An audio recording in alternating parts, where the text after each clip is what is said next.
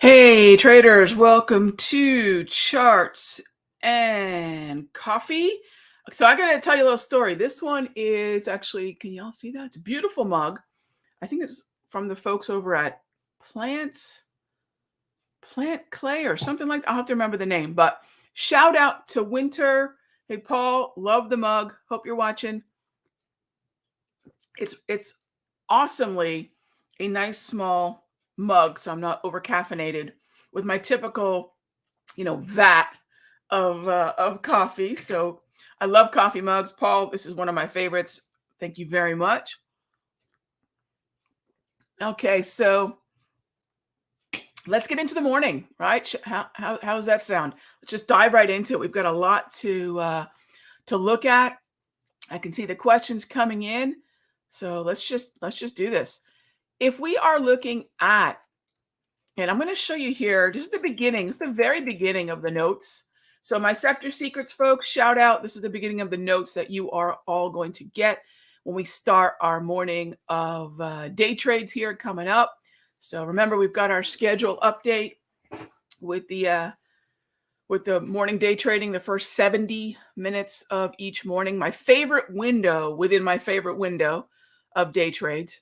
And if you want to know what I've been looking for in my day trades, yesterday in the free video, I walked through the alerts, not the trades. Look, when I walk through setups in the video or when I walk through analysis, these are all things that I've either done, am doing, or am going to do. I don't make analysis on things that are just nice ideas. Yesterday's free trading video over at the Simple Trading YouTube channel, those were not only trades I took, those were trades we alerted out to members, and that's what matters. Who cares if I took a trade if I'm not sharing it with the members? So check that out. It'll give you a really good idea of how I'm dealing with this bullish chop that we now have in the broader averages. So today we had PCE, and you'll see there, I said for all the talk about CPI and this week's GDP and what the heck is recession now anyways, it means nothing. It meant nothing before, gang, from a standpoint of traders and investors. It means nothing. And now it means even less because I guess we're redefining it. Kind of reminds me of when you look up literal, it just kills me to say it. It doesn't even mean literal anymore, right? Literal and figurative were two different words in the English language. Now literal can mean both because we've misused it for so long. Recession now has achieved literal status. So what does it mean? It means nothing. The bottoming process, I've been getting questions about what the bottoming process is. It's on the daily, and it's based on the notion that we are not going to reorganize into a downtrend. And while, yes, of course, we could chop around, it's less and less likely that we're going to retest lows or even take them out. But the main idea is we are much less likely to organize into a downtrend. So that when we say bottoming process, or when I say bottoming process, that's what I mean. I never call a bottom, right? Because unfortunately, what that tends to do is traders internalize that as, oh, we get to buy now. Not necessarily. Just means that we're probably not going to see lower lows in any consistent way any longer, taking out the lows that we already established in June. All right. And if you have any questions on that, every single video through July that's available for free. Gang, you don't even need to be a member. But if you like the content that we have in those free videos that I've shared with you throughout July, you're going to love what we're doing back at the Sector Secrets Mastery. So check that out.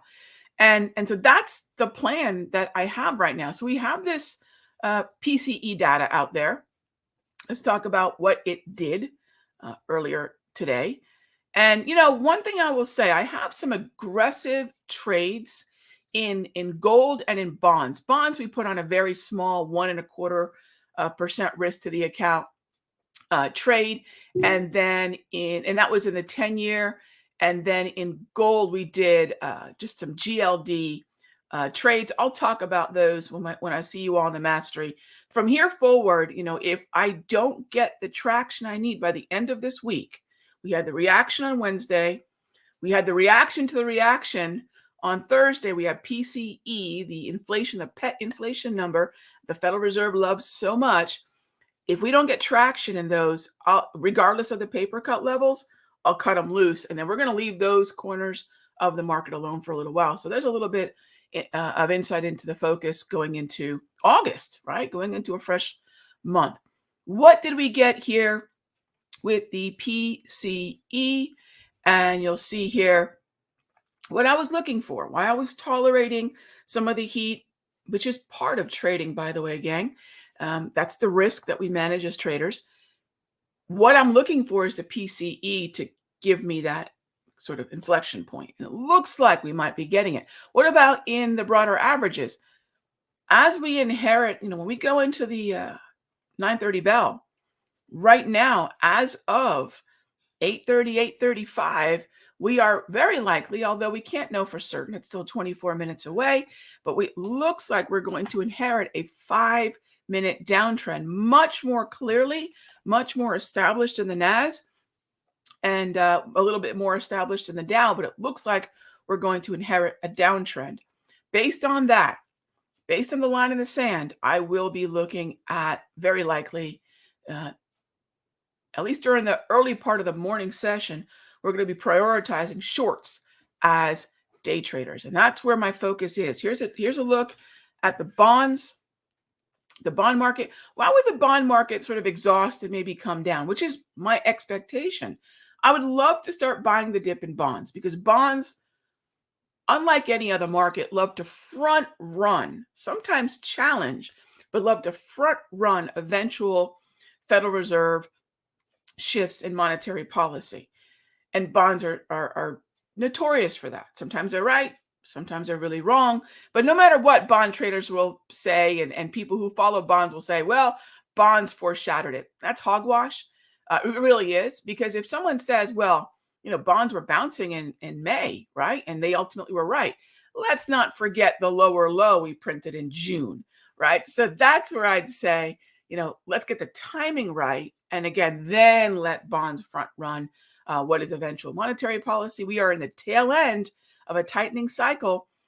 Bonds would be coming down, which means higher yields. Higher yields and equities are coming down a little bit, which means, well, any kind of presumption that the Fed gives a rip about a recession. Gang, get that out of your head right now. They've got to pay lip service to it. They have to. They have to say, hey, we feel your pain, even though we're the ones that put you here. The bottom line is that's not their mandate. Their mandate is not to deal with the recession. Their mandate is inflation. Their mandate is jobs. Let's remember what their job is. And this just reminds us the Federal Reserve still has more work to do. Okay. That being said, as always, the whole point of this show is your questions. So let's jump into them. Hey there, Kevin. The grains have been retracing in a double X 2x red environment. Red are double red. Do these look good to you for a short? Kevin, I'll tell you what, I have not, straight up, I have not been playing grains. So it would be a little bit, it's not as if I have any skin in this game or that, frankly, I intend to. So that being said, corn, that's your ZC or the CORN ETF. For those of you that do not trade futures, and beans. Yes, they're both double red. Kevin, I'm very mistrustful at the moment of commodities, not because the double red isn't there, and not because we're not below the 200 exponential moving average propulsion. I just don't have a narrative on this that syncs up with the price action. And so I've been leaving them alone. I think a lot of times traders find a trade story, a narrative, and then they have also technicals, but we really need them both, ideally, to dovetail. I don't have that right now. So while I'd say predominantly I'd focus on the short side, I probably will not be playing grains or meats or softs or, frankly, agribusiness. But you're absolutely correct on the assessment of the underlying market. All right, next up. Hey there, Nick. At what point would I get bullish on the VIX? Sure.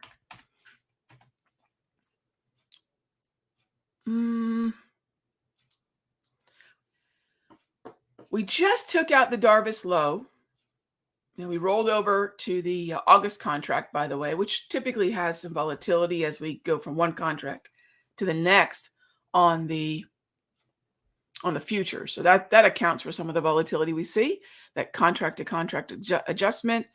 We know we're not in a downtrend, although it's starting to flirt with one, which of course is going to completely bake the noodles of traders out there and analysts out there who have been calling for 39 VIX or whatever hyperbole they've been throwing around. But I'm not going to throw around at 18 VIX either. I don't know that we have an edge. We are clearly on the oversold side of the chart. If we go into double red, there's no more buys. But it's so fresh, it's too soon to say. It's too soon to dismiss the slow stochastic. We need a minor low or an inside candle, and let's use that as a potential setup, which would mean, I would say, keep an eye on today's high, Nick. Keep an eye on the high for today, Friday's candle. It's the end of the month. And then Monday, let's see if we can't take that high out. All right. Okay, let's see. Next up, Ronaldo, thank you. Smash that like button. I appreciate that. I do. Thank you so much. All right, next up is Leah asks, any day of the week with an advantage for 401k long-term automatic buys? I don't do automatic buys, Leah, so I'd be the worst one to ask. I do not. There might be some, if you go back historically, logic for that. If you think about let me just talk probabilities that I embrace and use as a trader and see if this helps. At the end of every month, the last 3 to 8 trading days, it actually really is more last 3 to 8 calendar days, but I look at it from the viewpoint of trading days. We tend to have distributions from investors. They want to pay themselves. So there usually is a little bit of weakness at the end of the month. That's oftentimes some general good timing. Another timing, again, from a trader's perspective, would be let's bring up the calendar here. So there's something called the Pitbull Low, named after the market wizard, Marty Schwartz. His nickname is Pitbull. That's where the Pitbull Low comes from. The Pitbull Low says that we tend to bottom out. I look at it the Wednesday, Friday, the week prior to options expiration. So options expiration was third Friday. That was the 15th this month. I mean, somewhere between the 6th and 8th, we bottom out. So that might be an interesting timing as well. But other than that, I really don't have anything else I could tell you that I've tracked, and I find usually pretty high on the tendency scale over years and years. So that's my contribution there, Leah. All right, next up, my Cessna pilot. On yesterday's video, I talked about an NQ trade. I did. What made me think that trade would be long on a reversal rather than short on a retreat? So we're not using breach retreats throughout 2022. My Cessna pilot, even if you didn't take my last class, watch the webinars. And I talked, I believe, in those webinars about, and we did one webinar and we did a Q&A session after that. I love the way we launched my last class. I hope that it was able to answer the questions most of you had. And one of them was, what about breach retreats, Rog? What's with the slow stow in the HPMR? We're in chop, gang. So I'm not breach retreating this year. I'm focusing on, and actually in any choppy market throughout my career, breach retreats lose a lot of their probability. And then I've had HPMRs and historical volatility data for the better part of 10 years. And I tend to then shift to that type of approach, more of the extremes. So trend following still works. And those hourly price movement range, time and volatility zones, coupled with a V-score or coupled with the slow stochastic that I show you all how to set up, that's been what we've been focusing on throughout 2022. And this is not just a 2022 thing. This is a choppy market is on the daily thing, right? In uptrends, breach retreats are brilliant, and downtrends, they're still effective, but in chop, they lose probability. And these are the advantages, by the way, gang, of me sticking with the process, sticking with the same tools, and having been a trader for 3 decades. And there is something to be said about having gone through multiple seasons of trading behavior, having tested the indicators that I share with you all through multiple seasons of trading behavior. Not, hey, I just cooked this up 6 months ago kind of thing, which I find really not ever going to map to being anything but a guinea pig for you. And I won't turn you all into guinea pigs. Uh, I think that I've got to be the guinea pig. I've got to come forward with an indicator that I've tested that at least reaches 6 months to a year is my minimum. I've never released an indicator that's actually been less than multiple years, although 6 months is my most intensive testing time, but it's usually multiple years. And then it's got to achieve a certain win rate. And then I have possibly something to share with you all. HPMRs, they've been in the works for 10 years. So, I hope that makes sense. Breach retreat is a classic pit trading timing and zone phenomena, but in chop, I have found over the decades, it just doesn't work as well. Okay, next up, Tim, thanks for the follow-up video to light at the end of the bottom. Yes, what is my top macro book or website for traders? I don't have one, Tim. I don't have a top macroeconomic book, really. There's some cool things that are sort of macroeconomic history, like the Holy Grail of Macroeconomics, which studies Japan. And as far as websites go, I go to the source. If you want to call it my favorite website, I go to the Fred site. Fred is the St. Louis Federal Reserve's site for all the data, but really probably my favorite and the one that I've been sharing.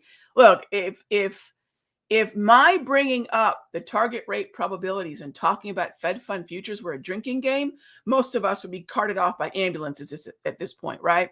I talk about this one nonstop, don't I? So I'd say between the Fred data, which is the St. Louis Federal Reserve data on everything that we track, check it out, or that CME countdown to Fed tool. Let's see. Brandon says, wanting to short now that we have gotten back to 4,100. Does the strong rally cancel out that idea? So, Brandon, I don't really give the rally alone the decision-making power. The main thing is, are we overbought on the stochastic? Yes. Is that happening in a neutral market? Yes. In fact, I should phrase that the opposite way. Are we neutral on the daily time frame of the NASDAQ? Yes. And let's go to the S&P since that's your question. Are we neutral on the daily time frame of the S&P? Check. Are we below the 200 propulsion? Also check. Are we looking at that overbought stochastic, right? Now the thing is, what price level can I put all that together at, right? So this is not an uptrend.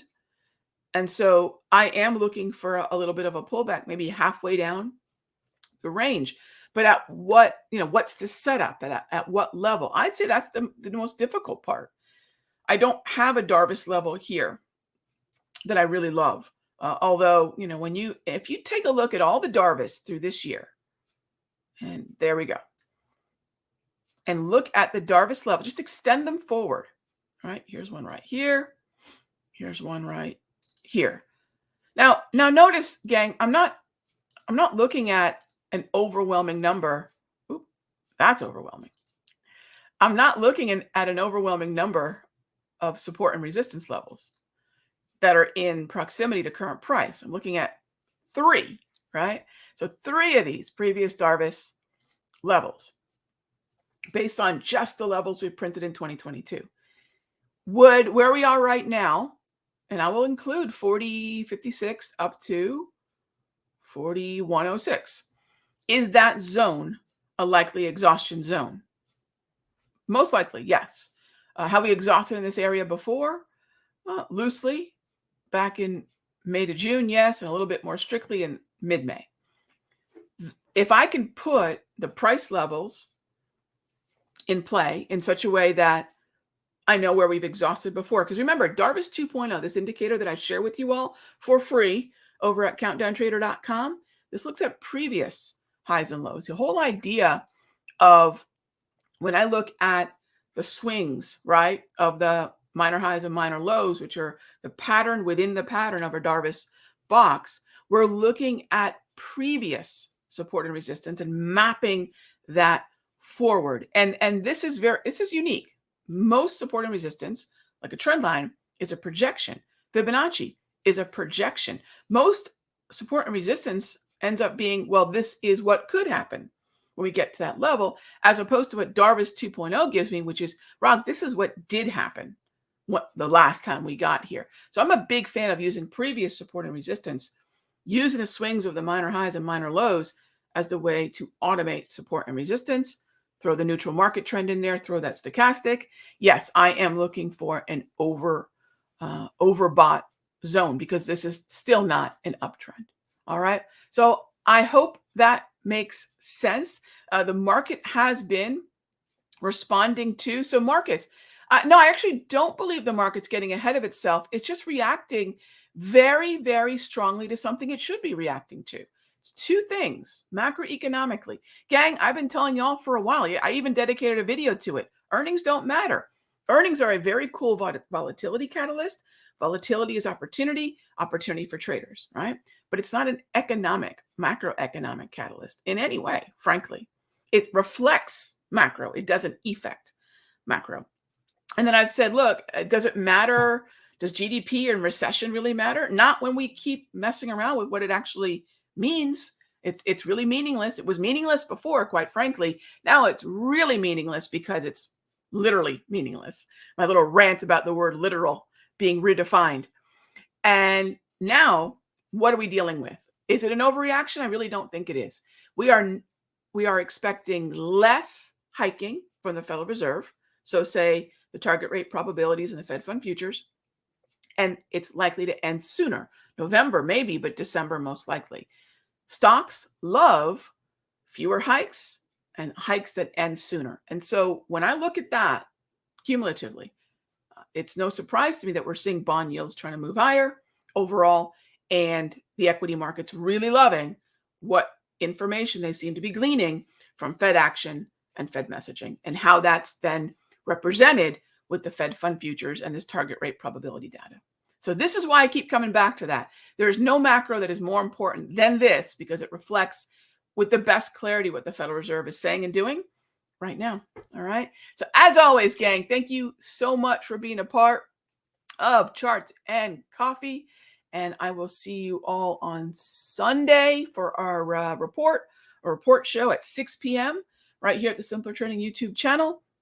In the meanwhile, if you have any questions on what we've been discussing, been very consistent about the messaging throughout the month of July. Check out the free videos that I posted back at the Simpler Trading YouTube channel, and it will, kind of fill in the blanks for maybe some of you who are just catching up to the narrative that I've been describing throughout July. All right, gang. As always, thanks for your time. I'll see you on Sunday. Be good to each other.